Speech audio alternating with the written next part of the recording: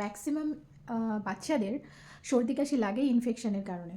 তো ইনফেকশনের কারণটা হচ্ছে আমরা যে সফট টয়েসগুলো ব্যবহার করতে দিই ওদের, বা যে কোনো টয়েস টিদার যেগুলো আমরা ওয়াশ করি না এভরিডে, তো অবশ্যই এগুলো বাচ্চাদের দেওয়ার আগে ওয়াশ করা উচিত। এবং বাইরে থেকে যারা আসছে, শুধু বাবা মা নয়, বাড়ির প্রত্যেকেই, প্লাস যারা বাইরে থেকে আসছে তারা অবশ্যই হ্যান্ড ওয়াশ করা উচিত, হাত পা ক্লিন রাখা উচিত এবং হ্যান্ড ওয়াশ ইউজ করা উচিত।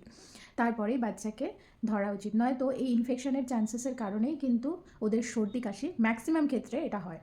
আর ওয়েদার চেঞ্জে সর্দি কাশি এটা কমন সিমটম। আর ইনফেকশনের চান্সেসে কিন্তু বাচ্চাদের পেটে ব্যথাও হয়, অনেক কিন্তু ডিজিজ হতে পারে এই ইনফেকশন থেকে। আমি শুরু থেকে, আমার বাচ্চার 9 মান্থ কমপ্লিট হয়েছে, বিশেষ করে এরা মুখ দিয়ে সব কিছু পরখ করে দেখতে চায়, মানে বিশেষ করে 6 থেকে 12 মান্থের বাচ্চাদের আর কি। তো এদের টেন্ডেন্সি থাকে মুখ দিয়ে সব কিছুকে পরখ করা। তো সেই ক্ষেত্রে বাচ্চার 9 মান্থ এখন হয়েছে, আমি শুরু থেকে এই প্রিকশনসগুলো নিয়ে এসেছি।